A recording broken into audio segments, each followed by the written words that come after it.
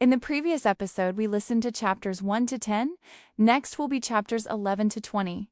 Please listen. That evening, the familiar guests gathered at the Zarshekin house. I was among them. Everyone was discussing Meidanov's poetry. Zinaida expressed her admiration. "But you know," she said to him, "if I were a poet, I would choose completely different subjects. It may sound silly, but sometimes I have strange ideas, especially when I wake up early in the morning, when the sky begins to turn a pinkish grey.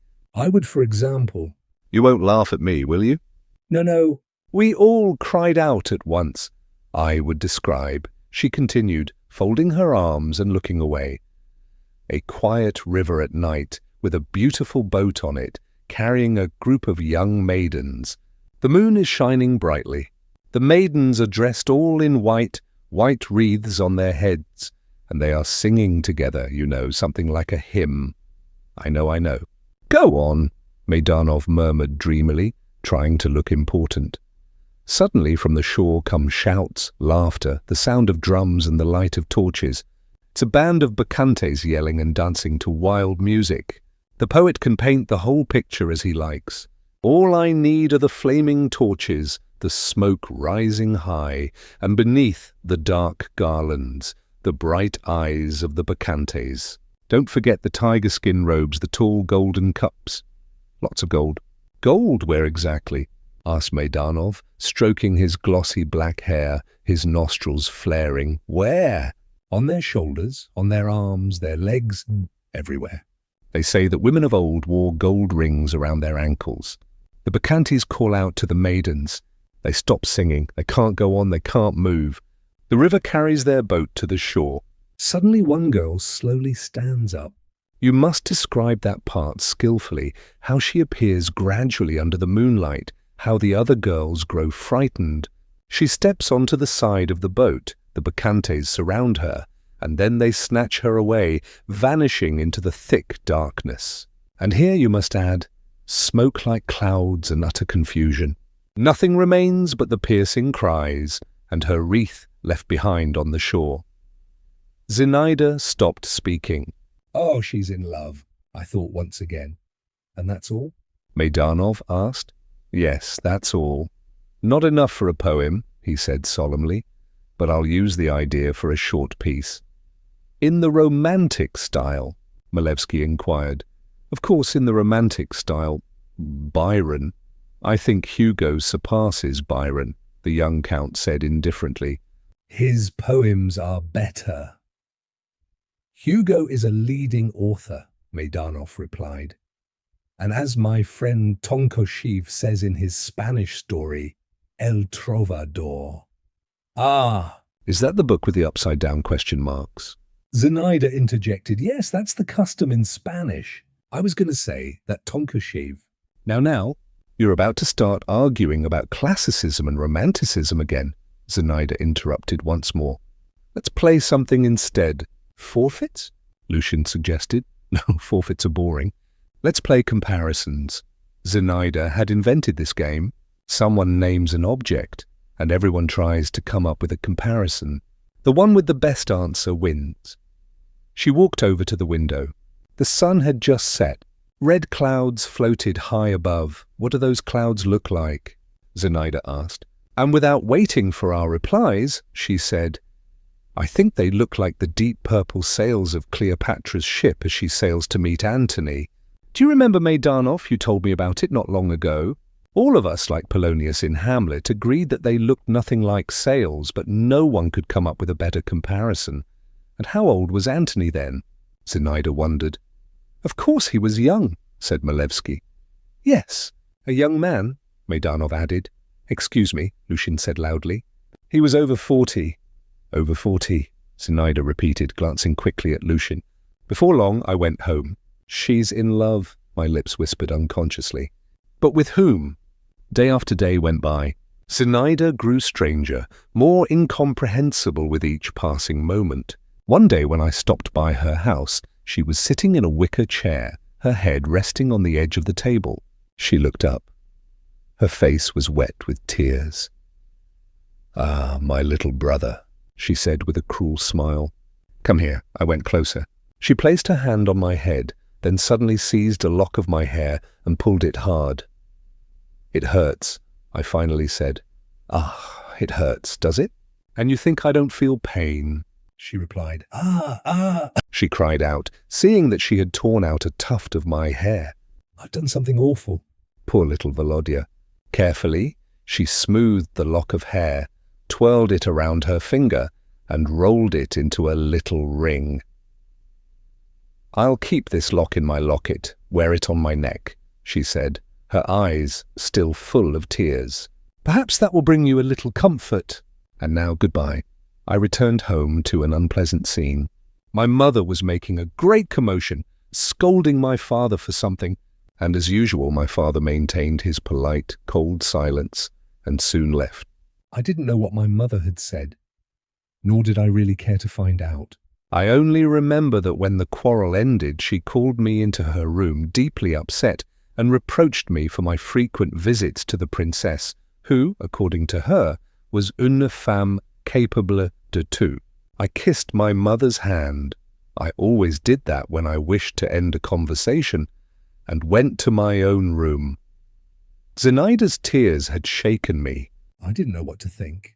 I was on the verge of crying. After all, though I was 16, I was still only a boy. I no longer thought of Malevsky. Even though Byelovzorov seemed more threatening each day, he glared at the cunning young count with the hunger of a wolf watching a sheep. I thought of nothing, no one. I wandered, lost in my own world of imagination, seeking solitude and loneliness. I was especially fond of an abandoned greenhouse. I liked to climb the high garden wall and sit astride it, dangling my leg and a wretched, lonely boy, so melancholy that I felt pity for myself. And that very self-pity was strangely comforting. One day, as I sat on the wall, gazing into the distance and listening to the tolling of bells, suddenly something drifted by, not the breath or tremor of wind, but a faint fragrance, a kind of intuition, as if someone were near. I looked down. There, on the path below, Zinaida was hurrying along in a light grey dress, a pink parasol slung over her shoulder. Seeing me, she stopped, pushed back the brim of her straw hat, and raised her velvet eyes to mine. "What are you doing up there?" she asked, with a strange smile. "Well," she continued, "you're always saying you love me. If that's true, jump down here." Zinaida hadn't even finished speaking before I had already leapt down, as if someone behind me had pushed me. The wall was about 14 feet high. I landed on my feet, but the impact was so strong that I stumbled, fell, and lost consciousness for a few moments. When I came to, even without opening my eyes, I felt that Zinaida was beside me. "My poor darling," she said, bending over me, her voice tender but cautious. "Why did you do that? How could you obey me like that? You know I love you. Get up, my dear." Her bosom was close to me, rising and falling with her breath. Her hand gently smoothed my hair. And suddenly, what did I feel then? Her soft, fresh lips began to cover my face with kisses. Her lips touched mine. Though my eyes remained tightly shut, Zinaida must have sensed from my expression that I had regained consciousness, for she quickly straightened up and said, "Come on, get up, you silly boy, you little fool." "Who lies down in the dirt like that?" I sat up. "Give me my parasol," Zinaida said. I must have thrown it somewhere. "And don't stare at me like that." What nonsense this all is. "You're not hurt, are you? Scratched by nettles, I suppose?" "I'll bet that's it." "Don't stare at me like that." I said, "Don't." But the boy didn't understand. He didn't answer, she added, as if speaking to herself. "Volodya, go home, brush your hair, and don't you dare follow me, or else I'll be angry, and never—" She didn't finish the sentence, but hurried away while I sat there on the roadside, unable to stand because of the pain in my leg. The nettles had scratched my hands, my back ached, my head was spinning, yet the boundless joy of what I had just experienced, that would never return again in my life, had turned into a sweet ache that filled every limb, bursting out at last in awkward limping steps, in clumsy hops and in loud cries of joy. Yes, I was still a child, All that day I was filled with pride and delight. The feeling of Zinaida's kisses still burned vividly on my face. Trembling with happiness, I recalled her every word. So deeply attached to that sudden joy, I became uneasy. I didn't want to see her again, the one who had awakened this strange new turmoil within me. It seemed to me that now, when fate had already granted me more than I could ever have asked, it was time for me to depart, breathe my last, and bid farewell to life. But the next day, when I went to visit her, trying to hide my shyness, I put on a modest air of self-assurance, the kind a young man might adopt to show the world that he holds a great secret. Zinaida received me simply, without the slightest trace of emotion. Twirling a finger, she asked whether I hadn't gotten bruised. At that moment, all my feeble confidence and mysterious demeanor melted away, along with my embarrassment.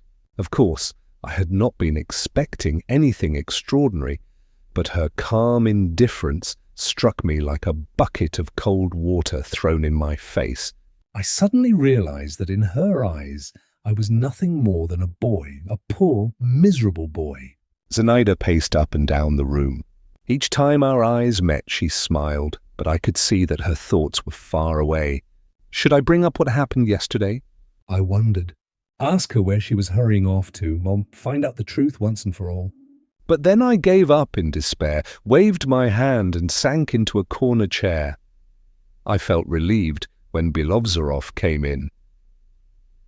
I couldn't find a proper horse for the princess, he said irritably. There's one that Mr. Freitag guarantees, but I don't quite trust it, I'm afraid. What are you afraid of? Asked Zinaida. Please, enlighten us. What am I afraid of? The princess doesn't even know how to ride. May God prevent any mishap. Why this sudden fancy for horseback riding? My dear wild beast, that's my private affair. In that case, I'll ask Pyotr Vasilievich. Pyotr Vasilievich was my father's name. I was startled that she mentioned it so calmly, as though she was sure of his willingness to help her. Oh, I see, said Byelovzorov. The princess intends to go riding with him, does she? With him or with someone else, that's none of your concern. Only know this, it won't be with you. Not with me, Byelovzorov repeated. As you wish. I'll still find a horse for the princess. Yes, but remember, don't bring me some sluggish old nag. I've already told you I want to gallop. If the princess wants to gallop, that's fine. But with whom? Malevsky, perhaps. Why not, my dear Story Knight? Enough talk, she added, and stop staring like that. I'll bring you along, if you must know. You should understand that, as for me, Malevsky— Oh! She shook her head. You say that only to comfort me, growled Byelovzorov. Zinaida half closed her eyes indifferently. Does that comfort you, then? Oh, you Story Knight, she finally said, unable to find another word. And you, my young Count Voldemar, will you come with us? I don't like— Big groups, I stammered, not daring to lift my eyes. You prefer a tete-a-tete. Ah, freedom is for the unbound and heaven for the saints, she sighed thoughtfully. Mr. Byelovzorov, do your best. I must have a horse by tomorrow. But where will you get the money to buy one? The princess interjected. Zinaida frowned. I didn't ask you for money, mother. Byelovzorov trusts me. He trusts you, muttered the princess, and suddenly shrieked in her high, thin voice, Dunyashka! Mother, I gave you the bell to ring, Zinaida said. Dunyashka. The princess shrieked again. Byelovzorov left. I followed him. Zinaida made no effort to stop me. The next morning, I got up early, cut a small branch to use as a walking stick, and went beyond the city gates. I thought a stroll might drive away my sadness. The weather was beautiful that day. Not too hot, with a refreshing breeze everywhere, rustling gently, cheerful and caressing without being troublesome. I wandered through the hills and forests. I was not unhappy. When I left home, I had been certain I would be immersed in melancholy. Yet youth, the glorious weather, the pure air, the delight of movement, the pleasant rest, when I lay down on the grass in some secluded corner, all this gained the upper hand, and those unforgettable words and kisses returned once more to take possession of my soul. How sweet it was to think that after all, Zinaida had rewarded my courage and heroism as they deserved. Perhaps, I told myself, the others are superior to me in her eyes, or so what? They only talk while I have acted. And what more could I do for her?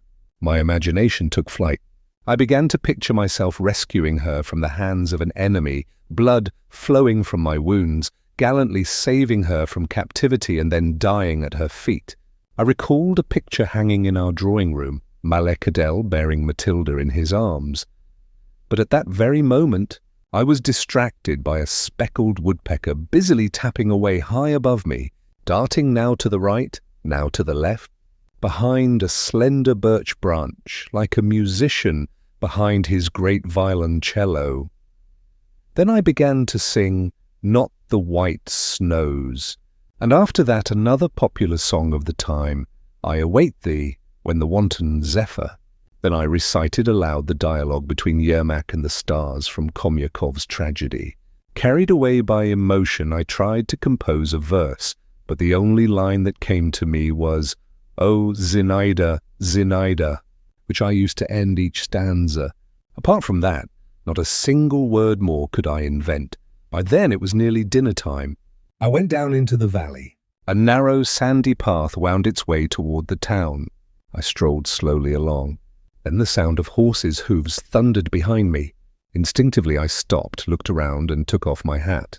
I saw my father and Zinaida riding side by side.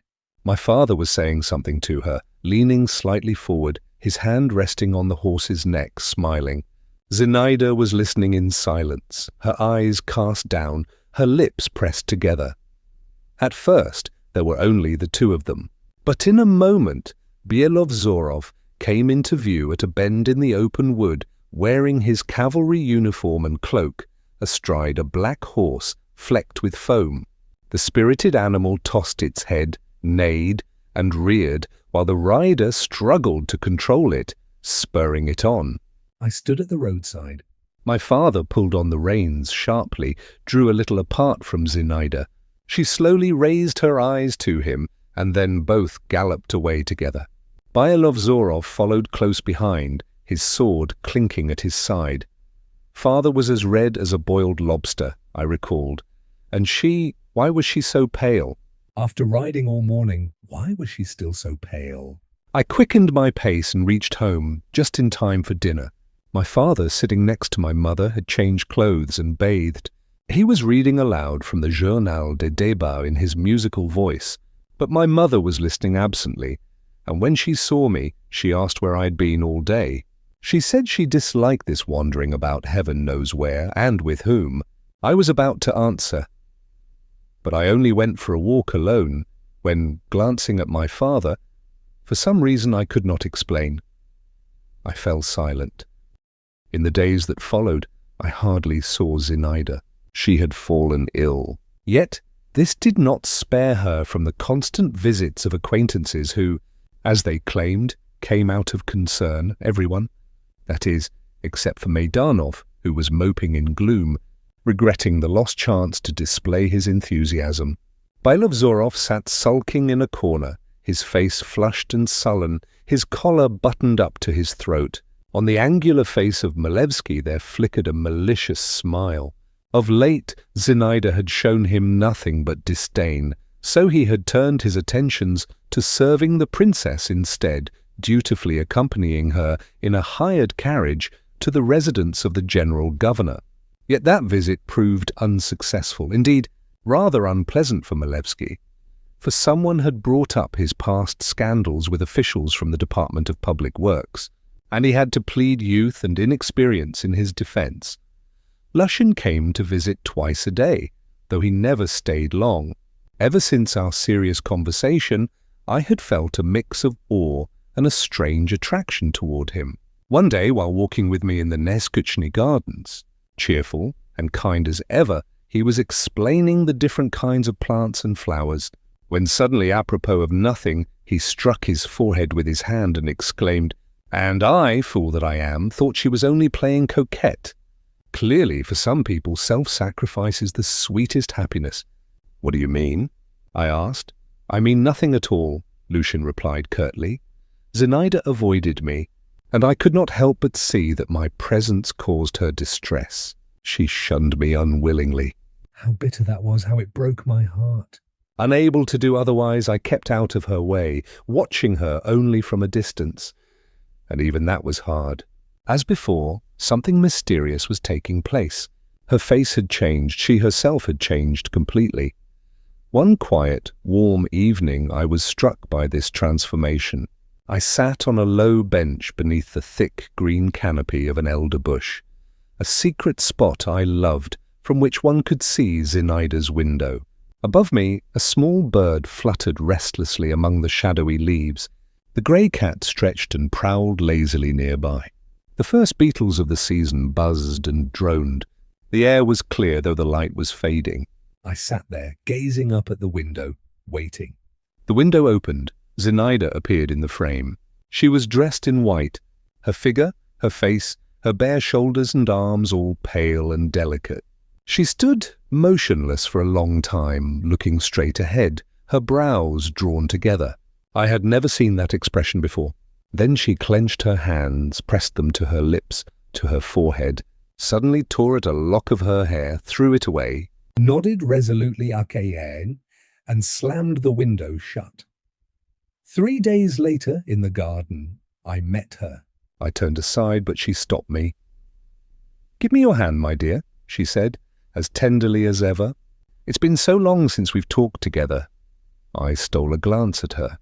Her eyes shone softly, as though she were smiling through a thin veil of mist. "Are you better now?" I asked. "Yes, I'm well again," she replied, plucking a red rose.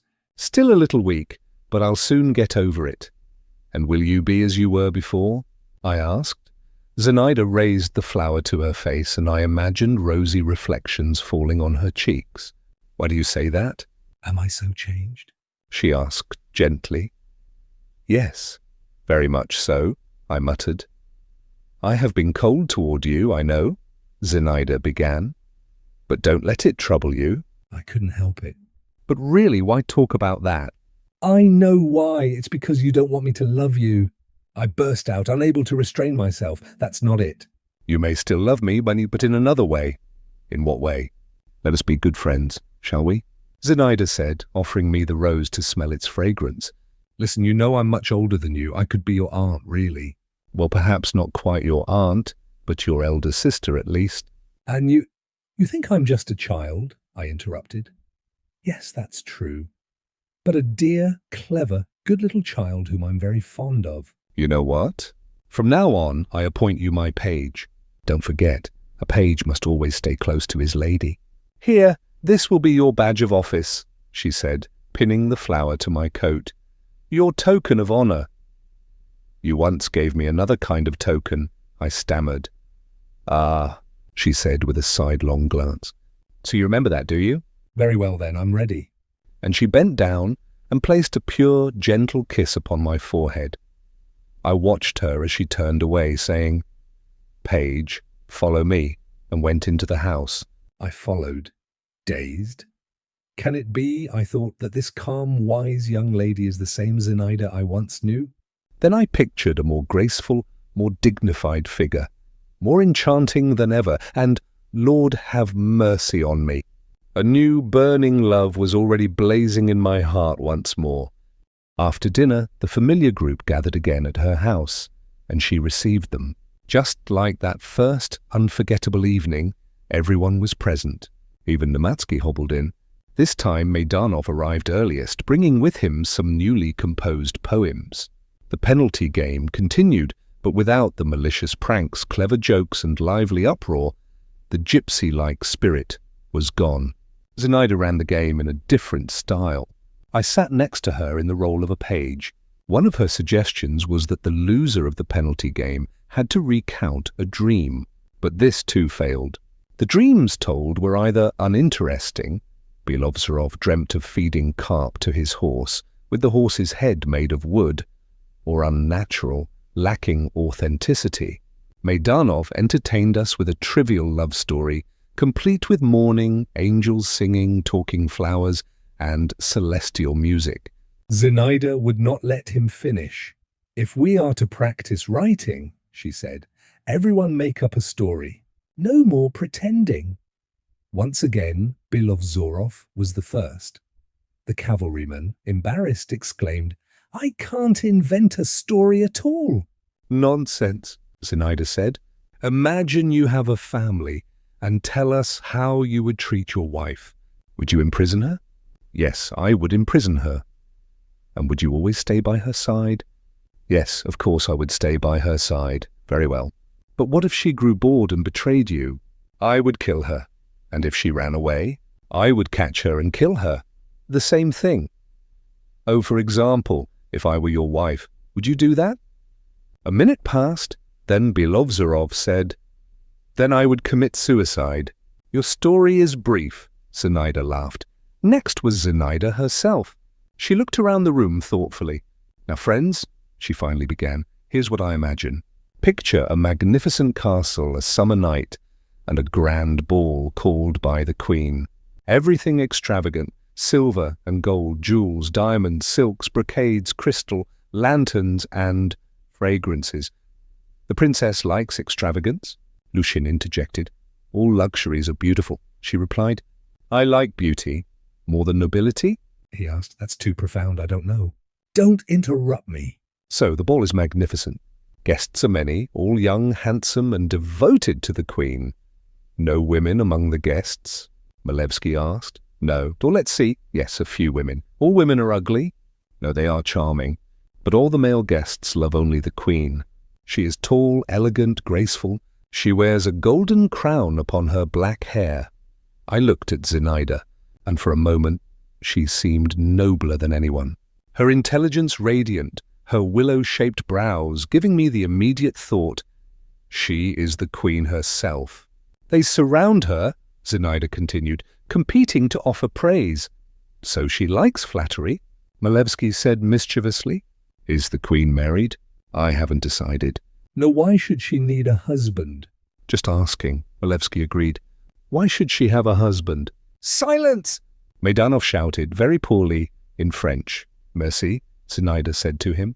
And so the Queen hears the praise and music, but she pays no attention to anyone. 6 windows are wide open from floor to ceiling. Outside, the sky is deep black with shining stars, the royal garden dense with trees. The Queen gazes at the garden. There is a fountain in the midst of the trees, white and ghostly in the darkness. Amidst chatter and music, the Queen hears the holy sound of flowing water. She gazes intently, thinking, all of you young men, nobles, wise and wealthy, surround me, treasuring my words. Ready to die at my feet, I am powerful. But outside, beside the fountain, someone waits. My beloved, the one who holds the power. He has no silks or jewels, he is unknown, but he waits, and surely I will come, and we will meet. No force can stop us. We will come and disappear together into the darkness, among whispers of trees and grass, among the bubbling of the fountain. Zinaida paused. Is this imagination? Malevsky asked slyly. Zinaida did not look at him. So what shall we do, friends? Lushin suddenly began. If we were them and knew a lucky one waits by the fountain? But wait, Zinaida interjected. Let me tell you what you would do. You, Byelovzorov, will challenge him. And you, Meidanov, will write a satirical poem about him. But no, if you can't write satire, you'll write a long Barbier-style piece for the Telegraph. You, Nematsky, will lend money. No, you will lend him at high interest. You, Doctor. She paused. I don't know what you would do. By the authority of a royal physician, Lushin said, I would advise the Queen not to hold a ball when she is not in a social mood. You are probably right. And you, Count? Me? Malevsky repeated, still with a sly smile. You would invite him to eat poisoned sweets? Malevsky paled, but quickly regained his composure and laughed brightly. And you, Voldemar? Zinaida continued. But enough. Let's play another game. You, Voldemar, as the page. When the Queen flees through the garden, we'll follow and lift her train, Malevsky said maliciously. I flushed with anger, but Zinaida quickly placed her hand on my shoulder, then stood, her voice trembling slightly. I never gave you the right to act rudely, so I ask you to leave. She pointed to the door. By your word. Princess, Malevsky stammered, his face pale. You are right, Byelovzorov called, rising as well. Lord, I meant nothing by it, Malevsky continued. I did not intend offence, I think, perhaps. I did not mean to insult you. Please forgive me. Zinaida looked him over coldly and smiled faintly. Then you may stay, she said, waving her hand carelessly. Voldemar and I need not be so hot-tempered. If you enjoy teasing, so be it. Please forgive me, Malevsky repeated. Meanwhile, still haunted by Zinaida's gesture, I thought to myself, no queen could ever dismiss a disrespectful guest with such authority as she had. After that, the penalty game continued for a short while. Everyone felt uneasy, not exactly because of the incident, but due to a stifling, unspoken sensation. No one said it aloud, but everyone was aware of it in themselves and in others. Meidanov recited poetry. Malevsky praised him warmly. He's trying to show he is kind, Lushin whispered to me. Soon we parted. Zinaida seemed lost in thought. The princess mentioned she had a headache. Malevsky began to complain about his rheumatism. I tossed and turned, unable to sleep. Zinaida's story had left a strong impression. Can I find any trace? I asked myself. Whom does she mean, and what does she imply? And if there is a sign, how can I be sure? No, impossible, I murmured, turning with my burning cheek on the pillow. Yet I remembered clearly Zinaida's feelings as she told the story. I remembered Lushin's lament in Neskuchny Park, the sudden change in her attitude toward me, and I felt bewildered. Who is he? These words glared before me in the dark, a cruel cloud hovering above, and I felt overwhelmed, oppressed, wishing the cloud would vanish. Recently, I had grown familiar with and understood much of what occurred at the Zasiekin house, the disorderly chaos, the crumbled candle stubs, chipped knives and forks, the surly Vonifati, the slovenly maids, the princess's manners. Their eccentric lifestyle no longer surprised me. But one thing I had vaguely noticed in Zinaida I could not accept. Reckless, my mother had remarked about her. A daring, adventurous girl, she my idol, my saint. Those words felt like a knife stabbing into my heart, and I tossed and turned, trying to forget. And at the same time, what would I not give to be that lucky person beside the fountain? My blood boiled. The garden. The fountain, I said to myself. I must go to the garden. I dressed quickly and crept out. The night was dark, the trees almost silent. A gentle cold wind blew from above, and a faint scent of herbs drifted from the vegetable garden. I walked through the garden. The soft sound of my steps made me both anxious and daring. I stood still, waiting, my heart pounding. Finally, I reached the fence, leaning against a thin rail. Suddenly, or perhaps it was only my imagination, the figure of a woman flashed past, only a few steps away. I strained my eyes to see through the darkness, holding my breath. What was that? Footsteps or the thumping of my own heart? Is someone there? I whispered almost inaudibly. Again, something, perhaps a stifled laugh or the rustle of leaves or a sigh nearby. I felt frightened. Someone? I repeated even more softly. The air stirred briefly. A streak of fire flashed across the sky. A star fell. Zinaida? I wanted to call, but her name died on my lips. Suddenly everything around became utterly silent, as in the dead of night. Even the grasshoppers had stopped chirping. Only a window somewhere clicked shut. I stood motionless, then returned to my room, to my cold bed. I had a strange feeling, as if I had arrived at a secret rendezvous, been abandoned, and had been very close to someone else's happiness. The next day, I only caught a fleeting glimpse of Zinaida. Her carriage and the princess's went somewhere unknown. But I met Malevsky and Lushin. Lushin didn't bother to greet me. Malevsky, on the other hand, beamed broadly and spoke to me with feigned friendliness. Among all those who visited her house, only he was received by my family and greatly favoured by my mother. My father, by contrast, was polite to the point of mockery. "Ah, Monsieur le Page," Malevsky began, "a pleasure to see you. Is your graceful queen well?" His handsome, cheerful face looked insufferably annoying. He looked at me with an amused superiority. I didn't reply. Are you still angry with me? He continued. Absurd. I wasn't the one who appointed you page. Besides, a page must naturally attend to the queen. But allow me a comment. You perform your duties terribly. How terribly? A page must never leave the princess's side, must know what she does, must watch over her. He lowered his voice. Day and night. What do you mean? What do I mean? I think I've made it clear. Day and night. By day, it doesn't really matter. In daylight, people are everywhere. But at night, one must guard against misfortune. I advise you to watch vigilantly at night. Remember, in the garden, at the fountain, that's the spot to keep your eyes on. You'll thank me for it. Malevsky laughed and turned away.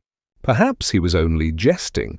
He was notorious for cunning, often luring others into traps with his deceitful nature. He only wished to tease me, but every word was like a dose of poison seeping into my veins, raising my anger. Ah, exactly, I thought. No wonder I want to go to the garden. No, not allowed. I clenched my fists to my chest, though I could not articulate exactly what was forbidden. Even if Malevsky sneaks into the garden, I thought. Perhaps he was bragging, for he was arrogant. Or anyone else, the fence is low. Easy to jump over, if by chance I catch them. I will show the world, and her too, the traitor, that is the word, how I avenge myself. I returned to my room, took a newly bought English knife from the desk, caressed the blade, furrowed my brows resolutely, and tucked it into my pocket, pretending it was not my first time, yet still feeling awkward. My heart raced, my chest heavy as if weighed down with stone. All day I awaited some dreadful event, frowning, lips pressed tight, hands in my pockets, the knife warm in my hand. A novel excitement thrilled me, and I forgot Zinaida. I was obsessed with Aleko, the young gypsy. Hey, handsome youth, where are you going? Lie down here. And then, your face is bloody. Oh, what have you done? No, nothing at all. I laughed harshly, repeating, No. My father was away. But my mother, sometimes in a fit of foolish anger, noticed my gloomy yet heroic expression. At dinner she said, Why do you look sulky like a mouse trapped in a jar? I only smiled arrogantly, thinking, if only someone knew. The clock struck 11. I went to my room without changing clothes and waited until midnight. Finally, the clock struck 12. It's time! I gritted my teeth, buttoned my collar tightly, rolled up my sleeves, and went out into the garden. I had identified a suitable place for keeping watch. At the end of the garden, near the fence, the boundary between my house and hers, connected to the wall, a solitary pine grew. Standing beneath its low, leafy branches, I could survey the night. Nearby, a mysterious path wound like a snake along the fence, at points showing marks of someone climbing over, then curling around dense acacia bushes. I leaned against the pine and began my watch. Tonight, the night was as quiet as the previous one, but with fewer clouds. I could clearly make out the shapes of trees and the flowers rising above the darkness. The first moments of waiting were oppressive and terrifying. I had made my decision. I only needed to calculate whether I should act boldly, shouting like thunder, "Who's there?" Stop! Identify yourself, or I'll kill! Or strike silently. Every small sound, rustling, whispering, seemed amplified into warning signals. I was ready. I lunged. But half an hour passed, then an hour. My hot blood cooled. I began to think I had acted foolishly. Perhaps Malevsky had been joking. I left my hiding place and wandered through the garden. As if to mock me, everything around was asleep, peaceful. Even the dog slept curled up like a ball at the gate. I climbed onto a heap of greenhouse debris. Before me, the countryside stretched to the horizon.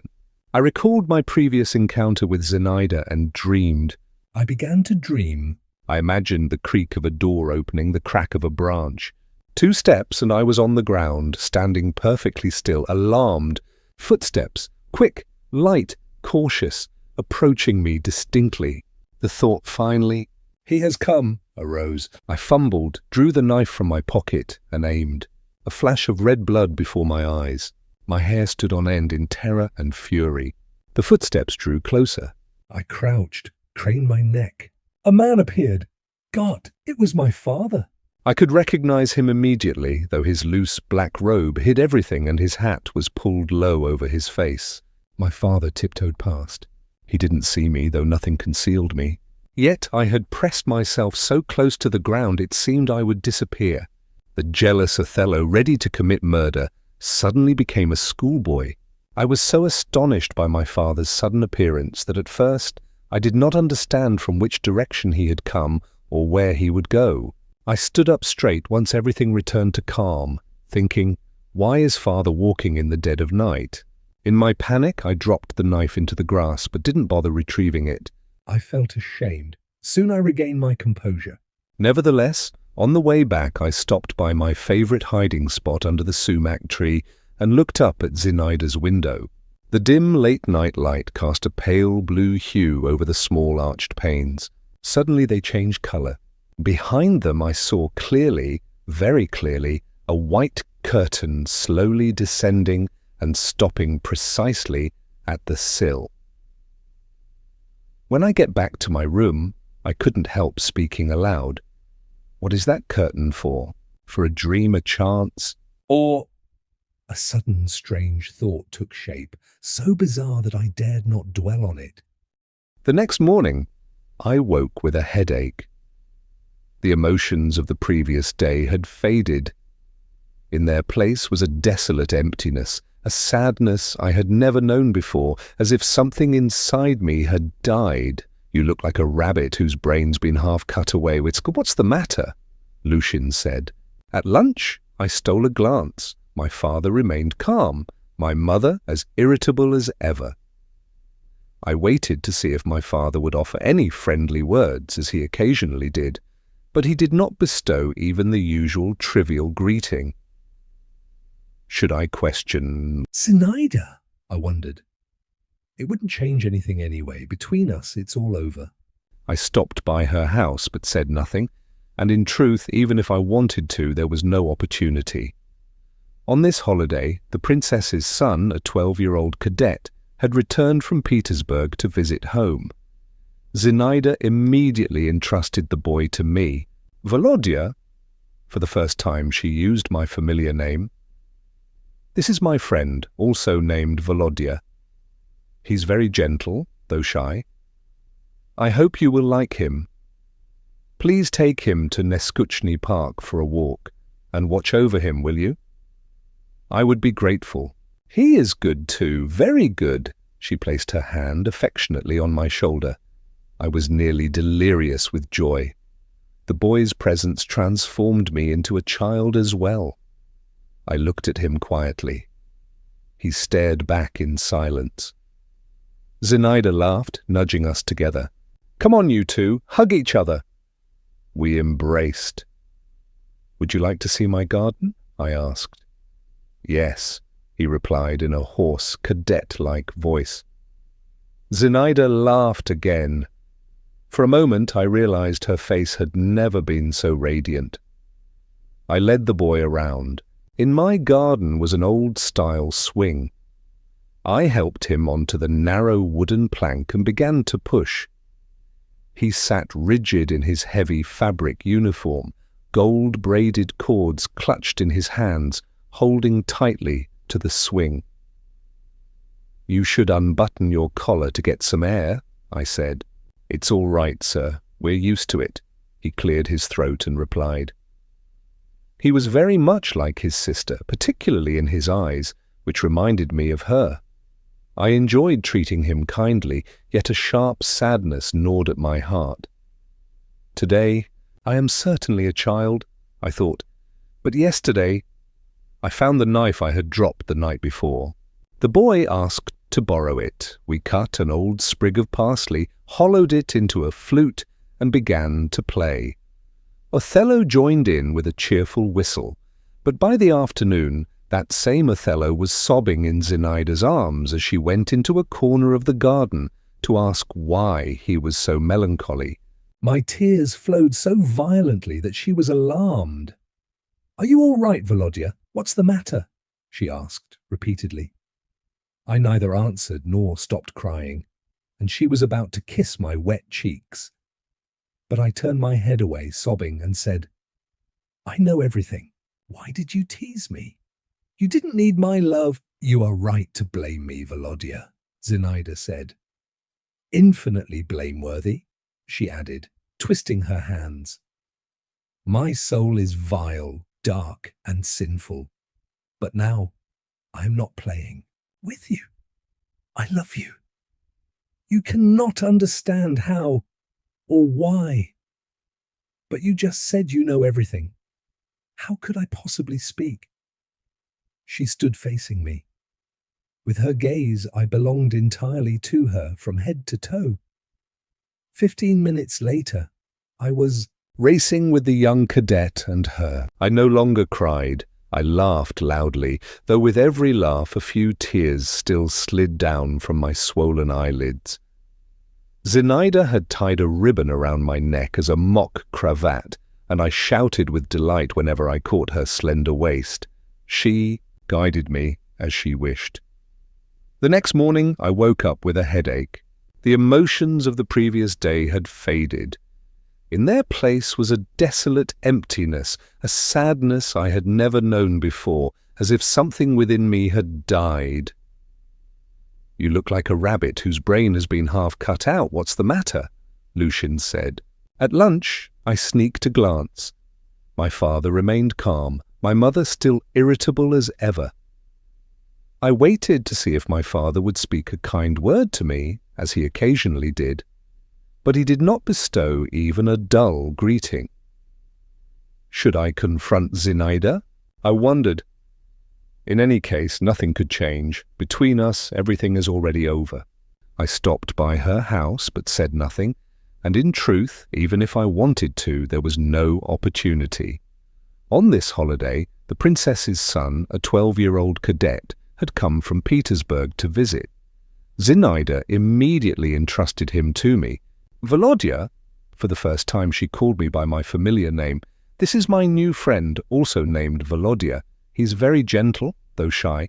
I hope you will like him. Please take him to Neskuchny Park, go for a walk, and look after him. Will you help me? He is well behaved too. She tenderly placed her hand on my shoulder, and I was ecstatic. The boy's presence made me transform into a child as well. I silently looked at him, and he silently looked at me. Zinaida laughed heartily, pushing us together. You boys hug each other. We embraced. Do you want to see my garden? I asked. Yes, he replied, his voice hoarse like a cadet's. Zinaida laughed again. I had just enough time to notice that her face had never seemed so radiant. I led the boy around. In my garden there was an old-fashioned swing. I helped him onto the narrow wooden seat and began to push. He sat stiffly in his thick uniform, the braid on his sash intertwined with gold thread, his hands gripping the ropes tightly. You should undo the collar for some air, I said. It's all right, sir. We're used to it. He cleared his throat and answered. He resembled his sister very much, especially the eyes reminding me of her. I liked treating him kindly, yet at the same time a sharp sadness gnawed at my heart. Today I am certainly a child, I thought. But yesterday... I found the knife I had dropped the night before. The boy asked to borrow it, carved a piece of old parsley into a flute, and began to play. Othello trilled along. But by the afternoon, that Othello was crying bitterly in Zinaida's arms as she searched the corner of the garden to ask why he was so gloomy. My tears flowed so fiercely that she was startled. Are you all right? Volodya, what's the matter? She repeated, and because I did not answer and could not stop crying, she was about to kiss my wet cheeks. But I turned my head to avoid it and said amid sobs, I know everything. Why do you mock me? You don't need my love, do you? You're right to blame me, Volodya, Zinaida said. Extremely blameworthy, she said, twisting her hands. My soul is wicked, dark, and sinful. But now, I'm not teasing. I love you. You cannot understand how or why. But you just said you know everything? How could I open my mouth? She stood before me, looking at me. With her gaze, I was completely hers, from head to toe. 15 minutes later, I was racing with the cadet and her. I no longer cried. I laughed loudly, though each time I laughed, a few tears slid down from my swollen eyelids. Zinaida tied a ribbon around my neck as a pretend tie, and I shouted with joy each time I caught her slender waist. She guided me at her whim. The next day, my mother announced her intention to return to the city. From early morning, my father went into my mother's room and stayed there for quite a long time, just the two of them. No one could eavesdrop on their conversation, but my mother stifled her tears, regained her composure, ordered food, yet did not leave the room nor change her plans. I remember wandering aimlessly all day, but I did not go into the garden, not once glancing towards Zinaida's house, and by late afternoon, I witnessed a spectacular event. My father seized Count Malevsky by the arm and dragged him clumsily from the dining room to the grand hall. And in front of the servants coldly said to him, "Only a few days ago, you were asked to leave the house. Today I need not explain anything further, but I swear that if you dare set foot here again, I will throw you out of the window. I do not like your behavior." The Count pressed his lips, shrank back, bowed, and left. Everyone began preparing to move. We were to relocate to the house on Arbati Street. Perhaps my father did not care to stay, but clearly he had succeeded in persuading my mother to avoid scandal. Everything was completed neatly and quietly. Moreover, my mother sent her regards to the princess, apologizing that due to her health, she could not pay a visit. I wandered like a soulless shadow, wishing for only one thing, that everything would end as soon as possible. A question lingered in my mind: why could a young girl, moreover a princess, allow herself to be caught in such a situation? Fully aware that my father was no longer single, and having the opportunity to marry, for example, Byelovzorov, what had she hoped for? Why did she not fear her future being ruined? Yes, I thought, this is love, this is passion, this is devotion. And Lushin's words returned to me. For some people, self-sacrifice is sweet happiness. By chance, I saw a glimpse of white behind her window. Could that be her? I thought. Yes, it was her face. I could no longer restrain myself. I could not leave without saying goodbye. I chose a convenient moment and went to her house. In the drawing room, the princess, as usual, greeted me lazily. "Why is your family moving in such a hurry?" she said, stuffing a cigarette into her nose. I looked at her, feeling a weight lifted from me. The word debt, as Philip had mentioned, had tormented me. The princess suspected nothing. At least not at this moment. Zinaida came in from the next room, pale in black, hair dishevelled. She took my hand without a word and led me away. "I heard you speaking," she began. I hurried out immediately. How could you be so cruel, leaving me so easily? "Princess, I have come to bid you farewell," I replied. "Perhaps forever." Surely you know my family is about to move. Zinaida looked at me, her eyes deep and unfathomable. "Yes, I know. Thank you for coming to say goodbye. I am beginning to believe that I should not see you again. Do not think badly of me. Sometimes I have made you sad, yet I am not what you think." She turned away, leaning on the window. "Indeed, you are not like that." I know I think badly of you. Me? Yes, me? I repeated, distressed, my heart tightening as if aged under the irresistible pull of her. "Me? Zinaida Alexandrovna, believe me, whatever you do, however much you cause me pain, I will always cherish and adore you until my last day." She suddenly turned, opened her arms, embraced my head, and kissed me fervently and passionately. Only heaven knew to whom that long farewell kiss belonged, but I eagerly savoured its sweet taste. I knew I would never have that kiss again. "You stay, I go," I repeated over and over. She freed herself from my arms and left, and I departed with an indescribable emotion. I did not want to experience that feeling again. Yet I understood it would have been unfortunate if I had never known it. We returned to the city. I could not easily leave the past behind. I could not work immediately. The wound in my heart began to heal, yet I felt no resentment toward my father. On the contrary, let psychologists try to explain the paradox. In my eyes, my father seemed even better than before. One day, walking along a boulevard, I was overjoyed to encounter Lushin. I liked him for his straightforwardness without pretension. Moreover, he reminded me of pleasant memories. I ran up to him. Aha! He frowned. Is that you? Let me have a look.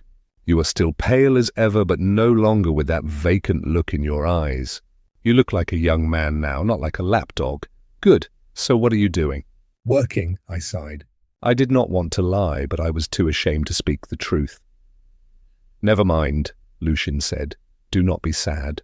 It is best to live a quiet life, not enslaved to passion. What use is passion? Wherever storms carry us, we do not fare well. We must try to stand on our own feet, even if only clinging to a small stone. I am coughing. And Byelovzorov, have you heard anything about him? Know anything unusual? He has vanished without a trace. I hear he went as far as the Caucasus. That is a lesson for you. All because one does not know how to escape the nets of love in time. Perhaps you were fortunate to get away safely. Remember not to fall into the trap again. Farewell, I am off. No, I thought, and I will not see her. Yet fate led me to encounter Zinaida once again.